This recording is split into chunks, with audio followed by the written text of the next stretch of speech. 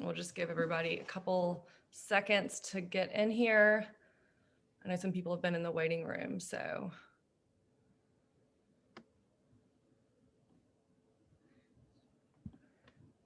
Hey folks, thanks for joining. We'll give everybody a couple seconds to log in. I'm Callie McNutt. This is our Zoom with Ben Haddad from the Atlantic Council. I see some people logging in. Let's see. Oh, we have a news station. Hi, CBS 42.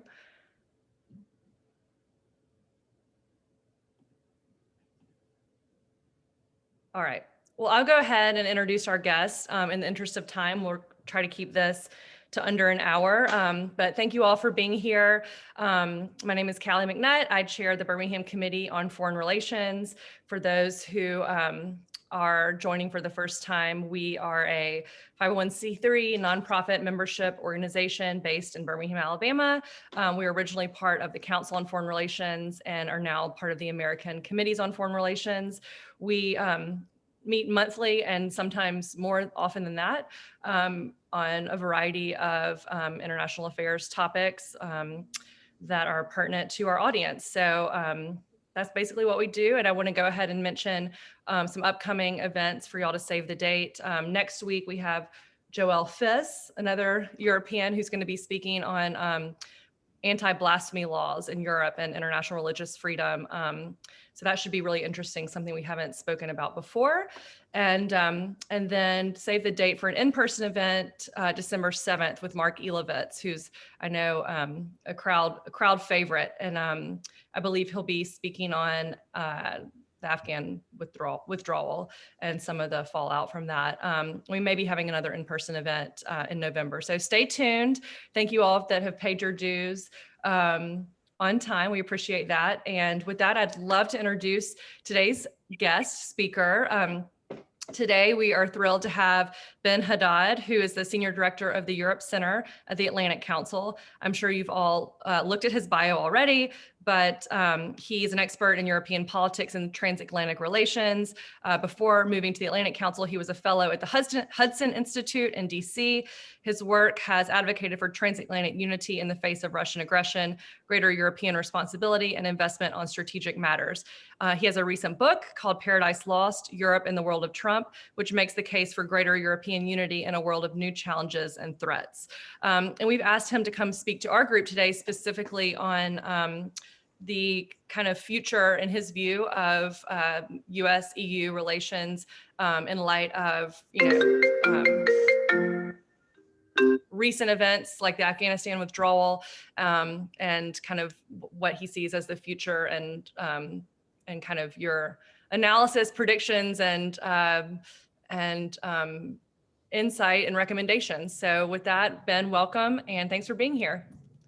Thanks for having me, Kelly. It's really great to be able to speak to this group. I always welcome the opportunity to be able to talk outside DC, whether it's outside the Beltway of the United States or, of course, across Europe about these issues. And I just wish that I could be in Birmingham, which I've never visited in person, but I hope we can do this for next time. I'll speak a little bit about how I view the current challenges of the US-EU relationship, and then I hope that we can have a little bit of a conversation with some questions I'm happy to answer. Maybe just a quick word on the Atlantic Council, and then I'll talk more about the topic at hand. We're a bipartisan foreign policy organization based in DC with some offices in Europe. We're celebrating this year our 60th anniversary. We're bipartisan, but with a clear mission, which is promoting US engagement with allies, promoting US internationalism, and at the core of it, of course, is the transatlantic relationship, the support for NATO, the support for the European Union's assets for the US in great power competition, especially against China and Russia. And let me say a word of where I think we are now on the relationship between Europe and the United States, because basically 10 months into the Biden administration, we're in a surprising moment where we see a lot of distrust and disappointment, I think, coming from Europeans. And this is surprising for those of us who initially hoped for a form of reset of relations between Europe and the US when President Biden was elected. He was elected with a very strong internationalist message, as you know, proclaiming that America was back, that allies, and especially European allies, were going to be at the center of his foreign policy strategy, that he would rally Europeans, especially against China, and discuss, technology and trade and foreign policy issues with Europeans. But we've seen a series of crises in the last few months that now put this into question. Of course, first, the Afghanistan withdrawal of this summer, where we've seen countries like Germany or the United Kingdom, which had a lot of troops on the ground, had invested heavily into the operation in Afghanistan, criticized openly the lack of consultation from Washington with allies over the timeline, the modalities of the withdrawal. We've seen Europeans that were unable to be able to control the Kabul airport on their own and ensure evacuation. So that was, I think, a first hit. Then very quickly, we had a second hit with the announcement of AUKUS, this alliance between the US, Australia, and the United Kingdom, with the announcement as well of the delivery of nuclear-propelled submarines to Australia from the US and the UK. Why did this create another transatlantic crisis? Because France already had a contract to deliver submarines, diesel fuel submarines, to Australia. This was a major contract for the French defense industry that had been signed in 2016. But I think beyond that, it was really sort of the underpinning of France's strategy in the Indo-Pacific. France has 2 million citizens in the region, has invested a lot in relationships with countries like Australia, India, Japan, the same allies as the United States, I should say, in the region, has participated also to freedom of navigation operation in the South China Sea. So shares, I think, a lot of the objectives of the United States in the region. And so it was really a shock for French policymakers to see that the US had negotiated with Australia in complete secrecy to take over this contract.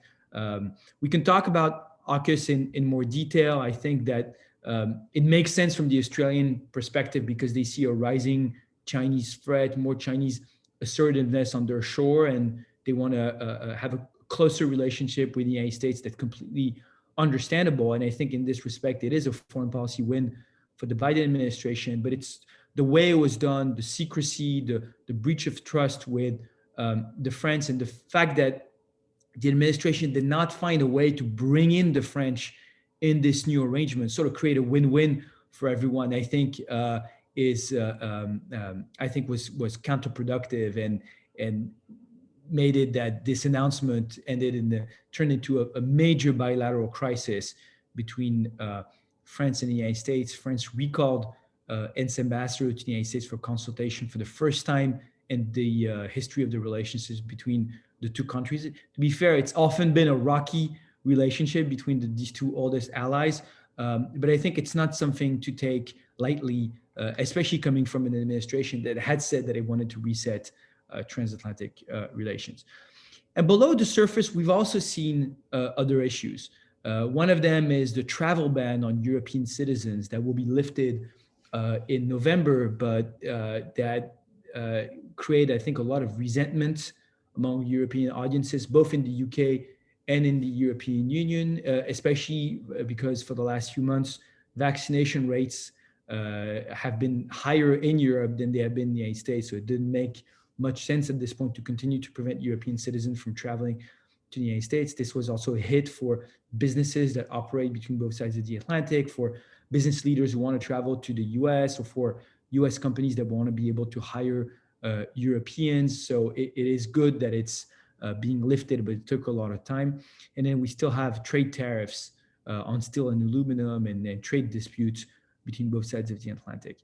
Now, I'm not saying this to paint necessarily a dark and gloomy picture of the transatlantic relationship, or to criticize Europeans or the Biden administration on how they've handled this. I think actually that what we're facing is a deeper shift in the relationship and in the European outlook or transatlantic outlook of the United States. That did not start with President Biden, and that did not even start with President Trump. I think for the last 10 years, we've seen a shift of US priorities away from Europe, also away from military interventions in the neighborhood of Europe, especially in the broader Middle East. And the Afghanistan withdrawal is an example of this.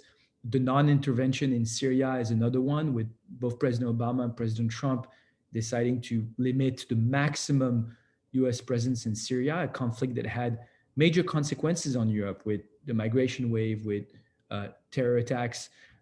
So we see this shift that was accelerated by President Trump, with, of course, his own style, with his rhetoric, with the conflictual approach he had with Europe. But a lot of the issues that were raised by Trump, from the question of European defense spending and burden sharing to the new priority being China, started before Trump and will continue beyond Trump. And I think that's something that Europeans did not really understand, or maybe were a little bit in denial of.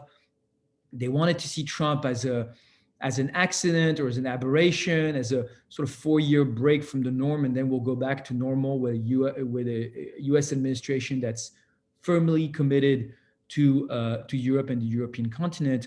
And I think we're seeing here a different direction. So where do we go from there? I think we have a historic opportunity now to really reshape and redefine the transatlantic relationship and have a frank conversation to ask ourselves, what do we ask for each other? What does the United States not want to do anymore, and where you expects Europeans to step up? And what can we achieve together? And I think here there's a few things that we could talk about. The first one is pushing Europeans to invest in their own security, in their own defense.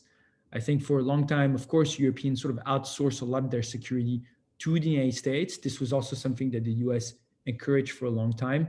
But I think now it's time to change a little bit our software on this. And it's a good thing to have America encourage Europeans to develop their own defense initiatives, their own security, alongside NATO, of course, complementary to NATO, which is the cornerstone of collective defense on the European continent. But it's good for Europeans to develop their own capabilities, especially to invest in crisis management in their neighborhood. If tomorrow you have a new crisis in Libya, if you have a crisis in Algeria, comparable to the one we had in Syria over the last 10 years, if you have a new crisis in the Western Balkans, where the US intervened in the 90s on the behalf of Europeans, because Europeans were powerless to do so and were powerless to stop a genocide on their own soil, I don't think tomorrow you would have a lot of appetite in the US to intervene again. Both on the left and on the right, you see a backlash against this. When you listen to President Biden's speech during the withdrawal from Afghanistan, he makes it very clear. He says, now we will only intervene to defend our vital national interest. And that's a very legitimate thing to say for a US president. And I think President Trump would have basically said the same thing. The question now is, once we agree to that, then it's the Europeans' responsibility to be able to give themselves the means and the resources to be able to intervene in these areas. I think that's the first big conversation we should have in the next few years, especially as the US decides to focus on China and the Asia-Pacific region. It needs a stable and secure Europe. It doesn't want to get dragged back in Europe. I think Europeans stepping up is one first big thing. And then the second thing is, how can we work together on China, which is, of course, the preeminent global challenge of our time. And I think here, having Europeans on the side of the US will be critical and is actually a major asset. Not so much because of the military dimension. I think Europeans, don't bring that much value added to the US in the Indo-Pacific when it comes to security matters. But on all the rest, which is going to be primary, which is the technology dimension, the trade dimension, the strategic rivalry with China, I think, is not primarily about military issues. It's really about what are the rules of the global system that we want? What are the norms that we want for artificial intelligence, for human rights, for data privacy, for supply chains, for intellectual property, all issues on which actually I think there's a lot of commonalities between how the Europeans and Americans think about this.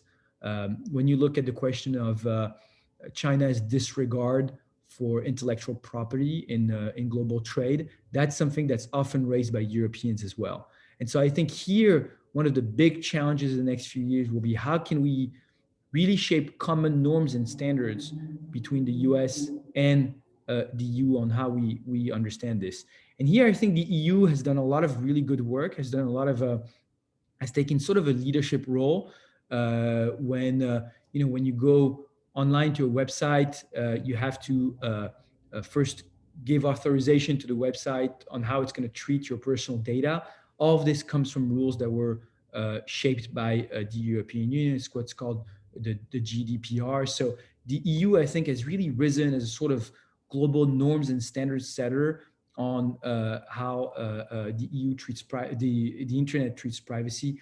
And I think this is why it's really important to have a dialogue between the US and the EU. So we have a common understanding of this, so we can build a common digital front against China's digital authoritarianism. We can go into more details on this, but I think really it's going to be one of the major challenges. So this is just one of the few things I wanted to say. Maybe we can talk for a minute about the politics of Europe going forward, because of course, this is going to be one of the big questions. We just had elections in Germany. We'll have elections in France next year. And of course, this will determine very much the direction that the European Union takes. When it comes to Germany, what's interesting is that even though we are going to see a change in the party ruling the German coalition, Angela Merkel, after 15 years and 16 years in power, will finally step down. And her party, the Christian Democrats, the center-right conservatives, have lost the election to the Social Democrats, the SPD. And so we'll see a new coalition with the Social Democrats, Olaf Scholz being the new chancellor, with the Greens and the Liberals from the FDP. But despite this, I think we were going to see a lot of continuity when it comes to Germany. Olaf Scholz himself, the new chancellor, was actually the finance minister to Angela Merkel, and the SPD, his party, has been a part of 3 coalitions out of 4 of Angela Merkel in the last 16 years. So I think when it comes to the commitment to the transatlantic alliance, to multilateralism, to the European Union, we'll see a lot of continuity. Maybe, and that's part of the good news, we'll see a little more firmness when it comes to China. I think there is a little bit of an awakening in Germany. Germany has very strong trade relations with China, of course, but despite this, I think you see now more lucidity coming from German leaders. You see even CEOs, trade representatives saying, we should stop being naive about China. So I think that's one of the slow shifts we might see in Germany. Too slow, I think, but still interesting to note. The French election will be more open. The current president, President Macron, will be running for a second term. The election is in spring of 2022. And currently he is the front runner to be reelected. If the election were held today, he would probably be reelected. But politicians are generally unpopular in a country like France, and it's very hard to get a second term. The 2 predecessors to Macron actually did not manage to get reelected, to get a second term. And Macron himself has been a very strong voice for European integration, for Europeans to reconcile with power on the world stage and invest in their own, what he calls strategic autonomy, but basically to be a more forceful actor on strategic issues on the world stage. And right now, his main opponent is a far-right journalist called Éric Zemmour, who is well known for being very anti-European, very anti-American, very pro-Russian in his outlook. Marine Le Pen, the traditional opponent, is a little bit in decline, although she could bounce back. So things are still very open. But I think contrary to Germany, here we will have two extremely different alternatives for the future of France, both domestically and its outlook on the transatlantic alliance and the European Union. So that's something I think that will be followed very closely on both sides of the Atlantic. So it's been, I think, 20 minutes, so I'll stop here, and then I'm happy to go into more detail on all of this. Awesome. Thank you. And I apologize in advance if we get some dog barking in the background. Did the best I could. Okay, so I'd like to dive in a little bit, Ben, on this idea, I guess, that originally was termed by Macron of strategic autonomy, and kind of on the ground, how are most Europeans viewing that idea? Is it kind of like the French just making a show and everyone's kind of like, no, like we want to stay with the status quo? Like can you give us kind of some insight onto like how other European governments, but also everyday Europeans see that idea? Yeah. So I think first, the idea is the source of a lot of speculation or fantasy or exaggeration sometimes. So the idea is just for Europeans to have the capabilities, if necessary, to be able to act on their own and defend their security and interest on their own, especially in their neighborhood, if the US is not engaged. So as I said, if you think of conflicts like Libya, if you think of the Sahel, where the French are fighting against terrorism in Mali, if you think of the Eastern Mediterranean or the Western Balkans or the Middle East, have the abilities for Europeans to defend themselves. So it's not about independence from the US. It's certainly not about breaking away from NATO or from conducting another policy on China, for example. But it's more, I think it's more modest than this, because Europeans, don't have the capabilities to do more at this point. Look, I think it is a divisive issue in Europe. It's a divisive issue because a lot of Europeans, rightly so, care very deeply about the transatlantic relationship, see the US as the main provider of defense and security. That's certainly the case in Central and Eastern Europe, where the Russian threat is much more acute, and they see NATO and the US more generally as the main provider of defense. But that's also the case in Germany. And so this is where I think the US role is important. I think if the US with France were to say, go ahead, invest in your capabilities, take on more responsibility, that's not going to drive us away. On the contrary, we need allies that can bring value added. The opposite of strategic autonomy is actually having allies that are weak, divided, and dependent, like they are today.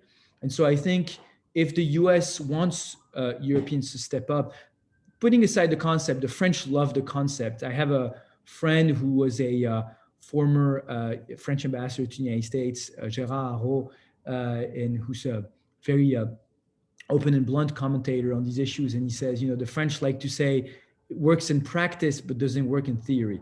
And so the French love their concepts. But putting aside the concepts, what really matters is for Europeans to be able to develop capabilities and to be able to act on their own if necessary. That's good for Europe, and that's good for the US. If you look at Afghanistan, it would have been good for the US to have allies that can, for example, secure the Kabul airport. I'm not even talking about transforming Afghanistan, but just these sort of narrow missions and narrow capabilities. It's important for France to understand the concerns of its partners, especially the concerns of its partners in Central and Eastern Europe regarding Russia. And so I think also sometimes Paris lacks the necessary language, the empathy towards the cultural and historical experience of these countries when it's making its case. The French do really care about Europe and do really care about European identity, but they have a very French they have a very French vision of Europe, and they have a very French vocabulary in defending it. And a lot of the time it gets lost in translation.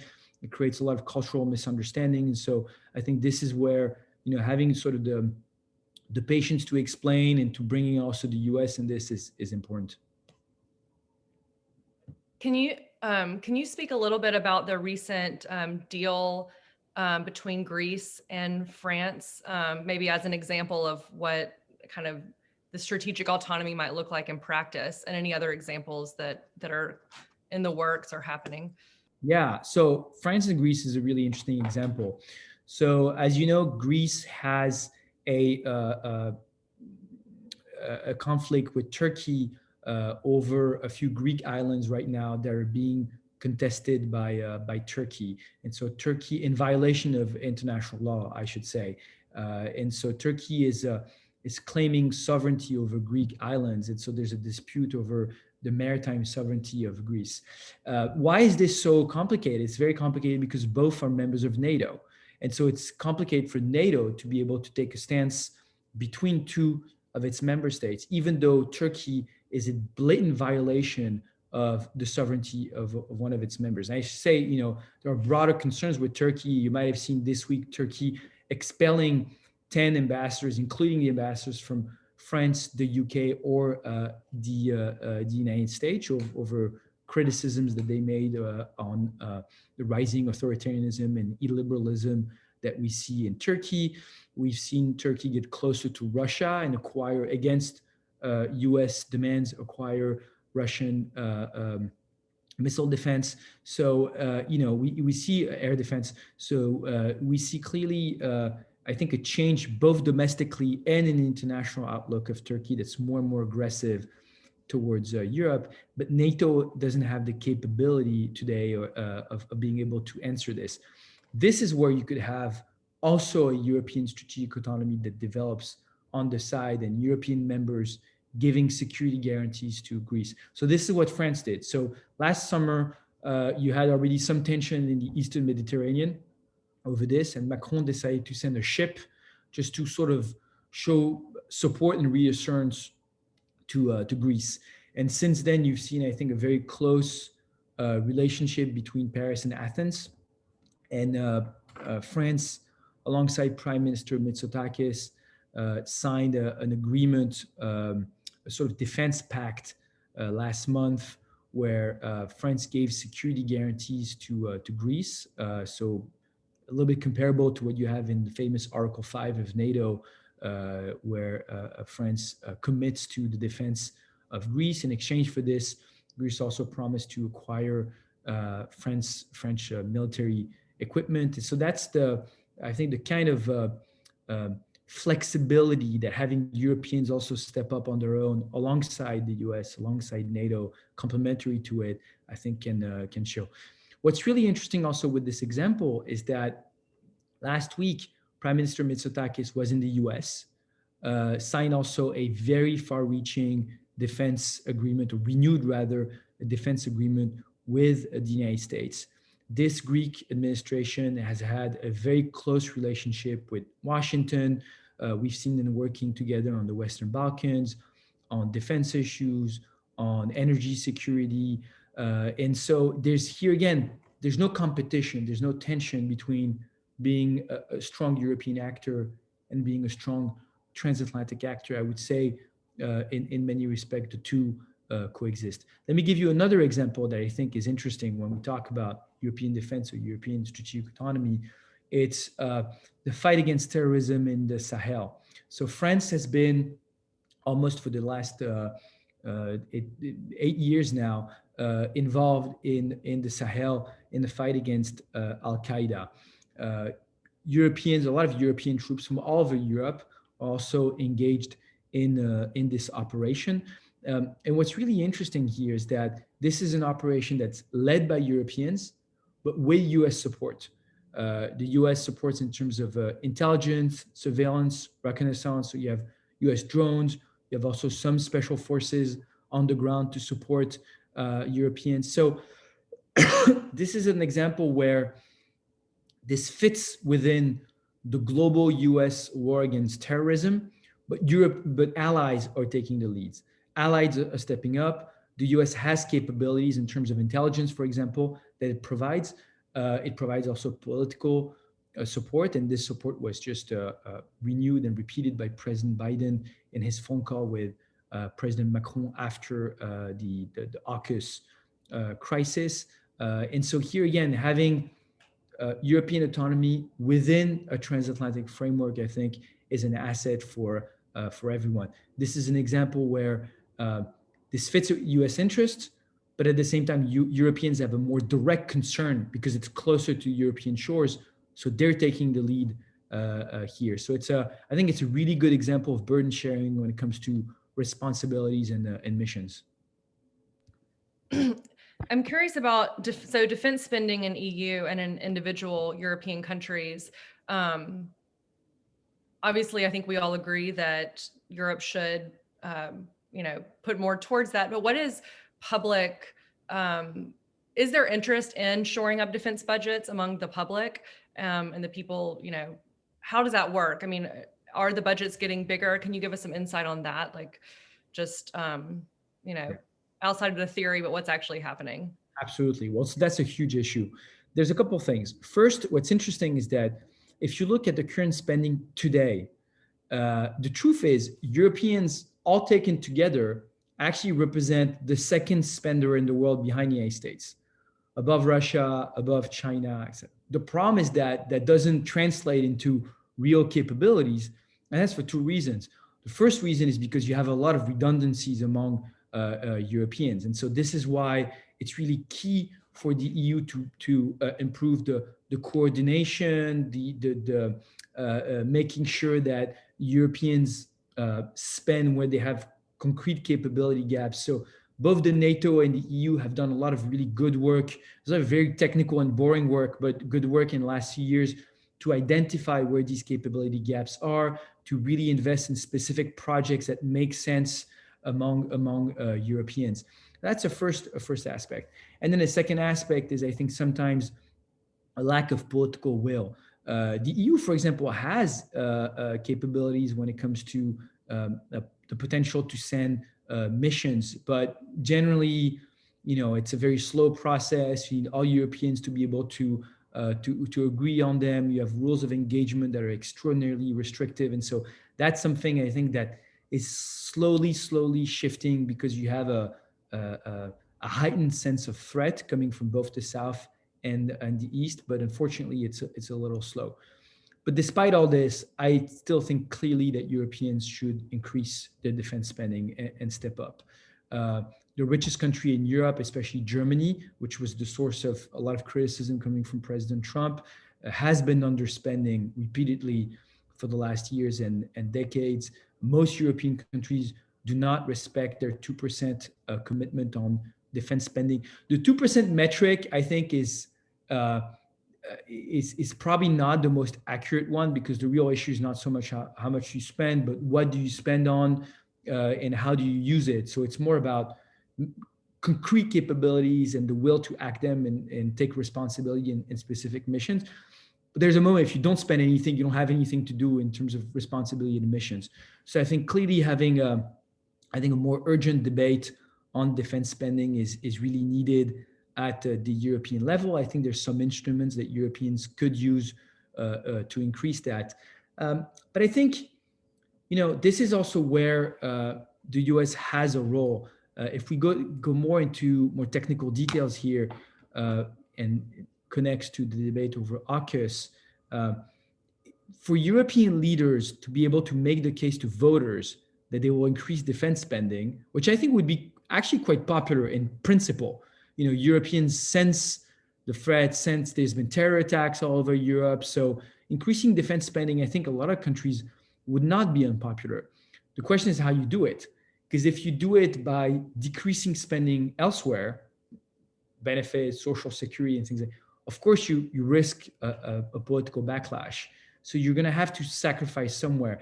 And so I think this is where it's really important to show that this increase in defense spending trickles down to jobs, to growth in Europe, that it benefits the European defense industry. And I think this is where sometimes you have tensions between the US and Europe. The US has been a little schizophrenic on European defense, because on the one hand, America asks Europeans to increase their defense spending, but on the other hand, it asks them to increase it to buy American equipment.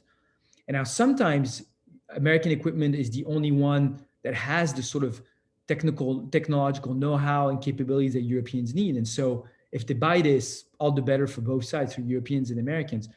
But sometimes it's also good for Europeans to be able to prop up and support their own defense industry, only because it's going to be much easier to justify politically, to say the money we're investing from your taxes is going to go to jobs and investment in the European, the French, or German, or British, or whatever defense industry. And that's something on which I think Americans need to be a little more understanding. I think that's really going to be, even in discussions in the next few days between Macron and Biden and others, the devil is in the detail, and a lot of these technical details will depend on that.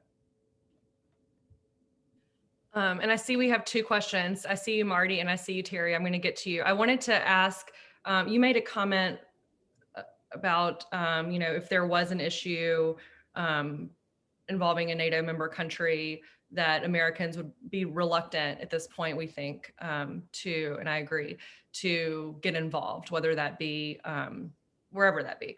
Can you talk a little bit about, do you have any recommendations for how politicians can get public support to galvanize people in Europe and the US to understand the importance of, coming together to defend democracy, whether it's through NATO or coming together to counter China? Like, do you have any I know that's a broad question, but do you have any recommendations for taking that argument to the public? Because I think a lot of times that's what politicians don't do. Like, there was this understanding in Afghanistan, for example, that, Americans, we just want to get out of all wars, but as if, we had 50,000 troops there.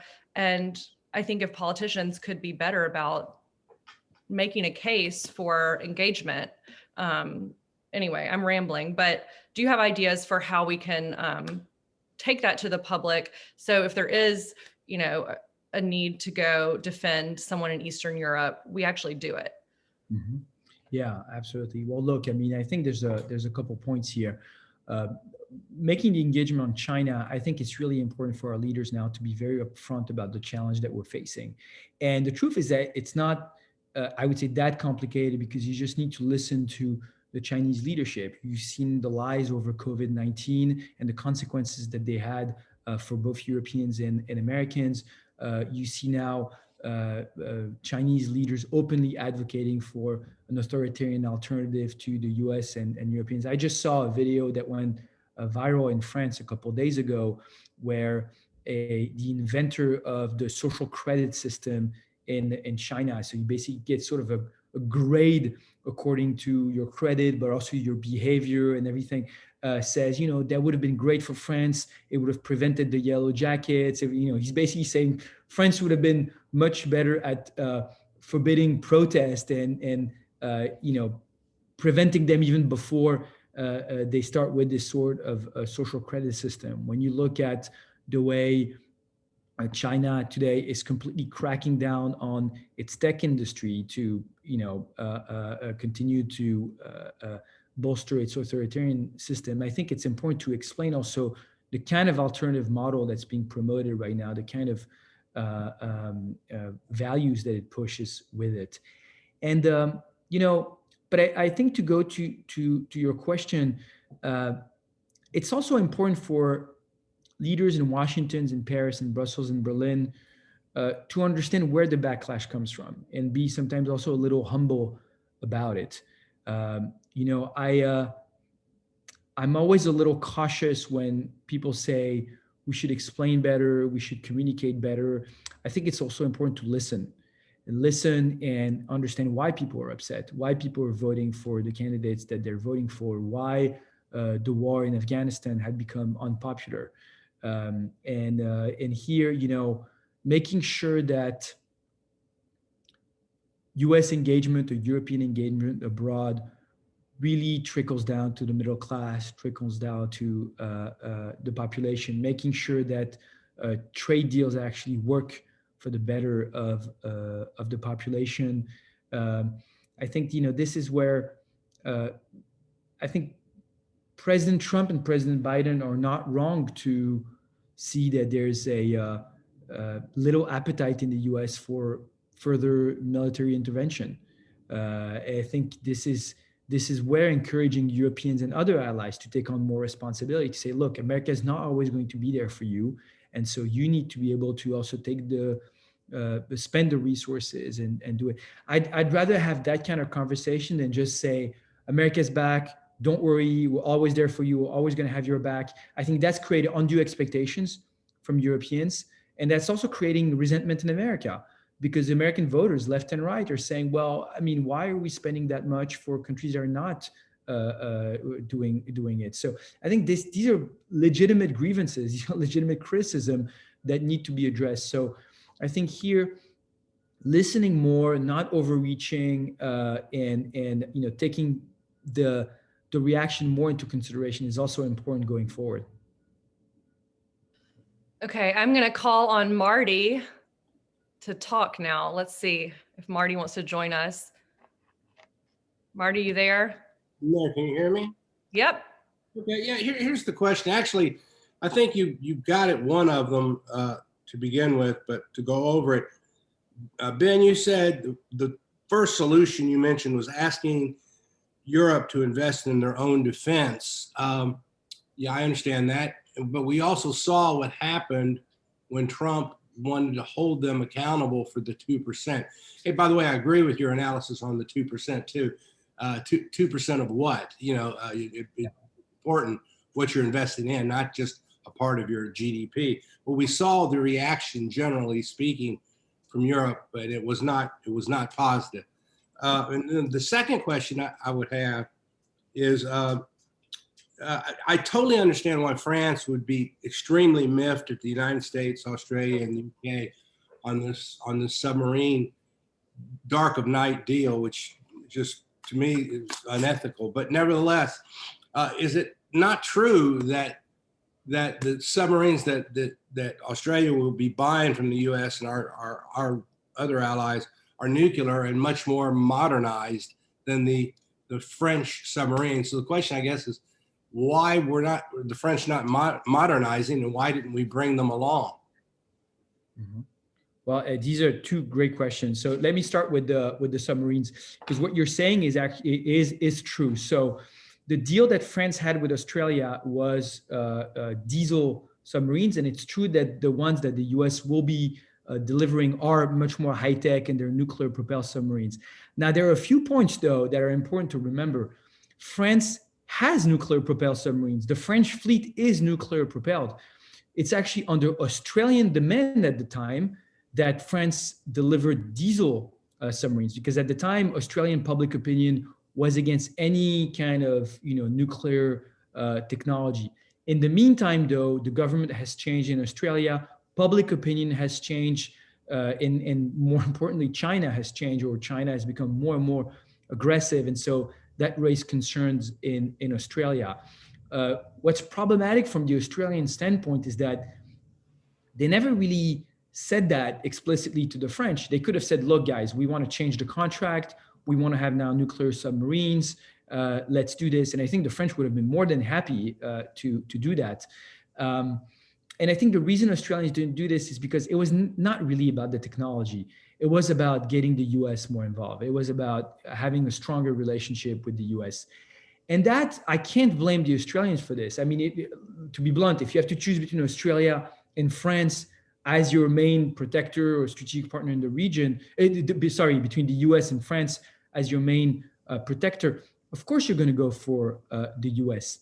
But the way it was done from Australia, the secrecy, almost the sort of conniving way, because they basically tried to always keep the French on the side until the ink was dry on the paper for AUKUS, I think is a little problematic, and will be a huge hit on the relationship between France and Australia in the long run.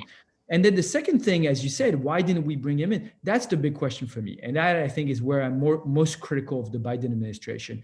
I don't blame the Biden administration for creating AUKUS with Australia. The administration needs to support its allies, needs to be more engaged in the Indo-Pacific, and in sharing the technology. All of this, I completely understand.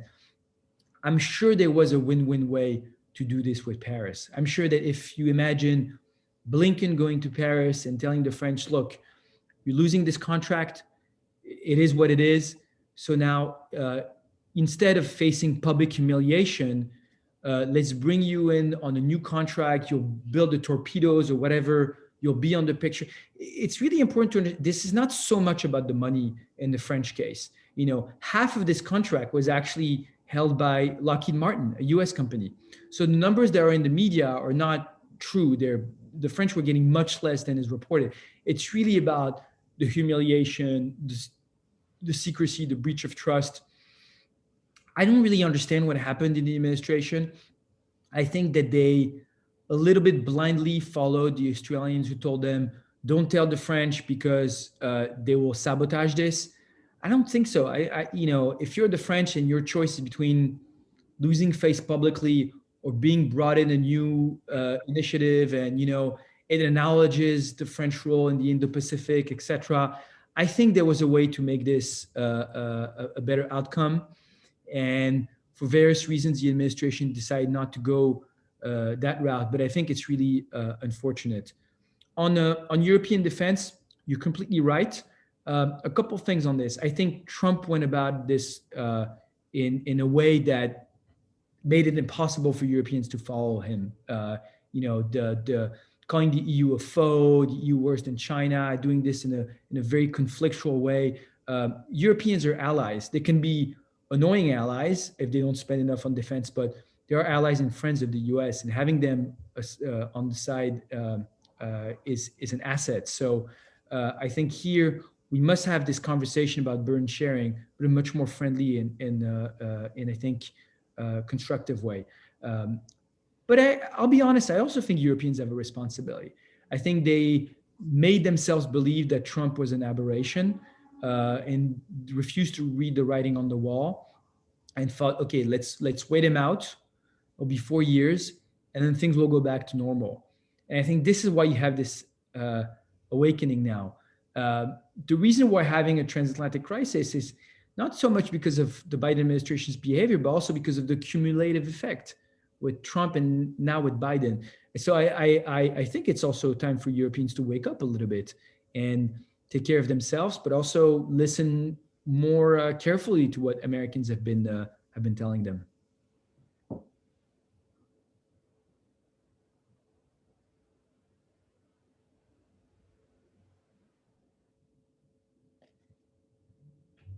Oh, you're muted, I think, Kelly. Sorry about that. That was a good question. Thanks, Marty. We had a question come in from Terry Richmond. Do you see the EU breaking up? Yeah, well, it's a really interesting question. I think that, look, if a far-right populist is elected in a country like France that is so, central to the European Union and European construction, I think we'll have major turbulences.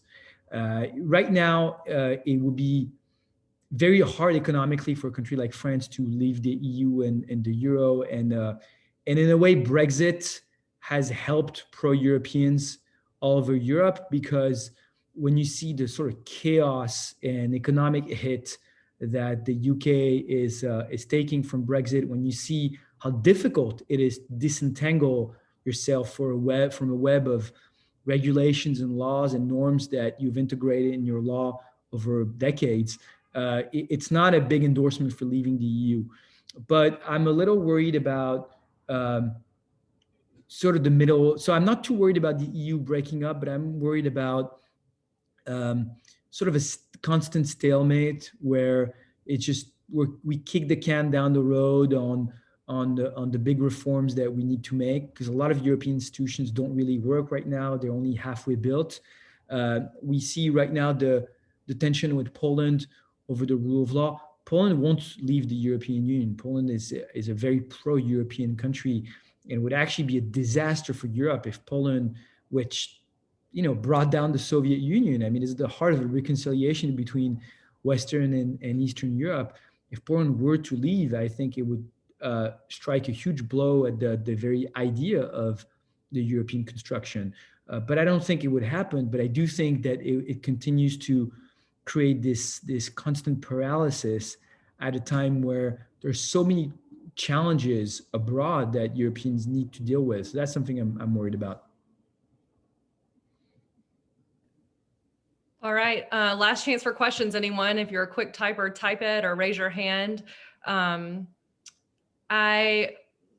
guess one final question for you, Ben. I always like to ask folks, what are you watching for? Like, what events are coming up? I know the climate conference is coming up. What are you tracking right now that you think is going to have big implications? Then my second question is, what are you reading right now, and what recommendations might you have for our members besides your own book, which I'll plug again when I send out this video? Yeah. So what are we watching? So President Biden's traveling to Europe, and so obviously that's going to be a big deal. He's going to meet with President Macron on Friday. He will be participating to the beginning of COP26 also, which is the major climate conference in Glasgow. So of course, all of this will be really critical. I think the showdown between Poland and the EU, I really hope that we find a constructive resolution to this. Right now, it seems like both sides are dealing a lot with hyperbole and maybe more appealing to domestic audiences than really trying to find a solution. So I think it's very important for both sides to listen to each other and find a good way out. And then, I'm French, even though I've been in the US for close to a decade now. So of course, the French election, I think, will be really important. We see the rise of very radical candidates, which I think will be dangerous for Europe, for France, for the alliance with the US. But Macron is still quite resilient and actually still pretty popular with his base. And if the election were held today, would be pretty handily reelected, but a lot of things can happen and things are very fluid. So we'll be watching this very, very closely. And what am I reading right now? Well, it's a good question. There's actually a few books on Europe that are really interesting, sort of on the geopolitics of post-COVID. There's a Portuguese writer, former politician called Bruno Maçães, who wrote Geopolitics for the End of Time. He's an interesting guy. He's written a good book on the Belt and Road Initiative too. He travels, he's European, but spends a lot of time between the US and China and India. I think wrote a really interesting book on this. There's another very, very interesting writer. I actually write his name here for those of you who are interested. If you want to know more about European politics in a way that's, when the problem when we talk about the EU is we generally talk about it in an extremely technical way, legalistic, a lot about the institutions. And Luc is a Dutch philosopher, and he was also the speechwriter for a while of the president of the European Council. And he's really trying to have more of a political analysis of the EU, of the balance of power, and how the EU is trying to reconcile with geopolitics, with hard power. He's an expert in Machiavelli, and he basically says that the European Union needs to reconcile itself with Machiavelli. And so his previous book was on the crisis that the European Union has gone through in the last 10 years. It was absolutely fascinating, really, really fascinating. And he has another one that I just started that's coming out in the US next month. How's it called? I'm forgetting the name, but you'll find, but it's really about how the EU has dealt with the pandemic and what the pandemic means for Europe. And I think it's really extremely interesting. Awesome. Thank you so much. Ben, it's been great. Let's see. Oh, sorry, I just got another message. I think this wraps us up. We're almost right at an hour, so it's perfect. Thanks so much for being with us. And I wanted to tell everyone, I misspoke earlier about our next virtual event. It's actually next Monday, November 1st at noon with Joel Fiss. And that's going to be really interesting. I hope that y'all will tune in, be on the lookout for an email from me. And then December 7th, we'll have an in-person at the club. So thank you all for being here. And I will share this with our members. Ben, thank you so much. Gave us a lot of food for thought. And I hope to have you in Birmingham sometime in the future. With pleasure. Thank you all, and it was really a pleasure to participate. Take care. Thanks so much. Bye, everyone.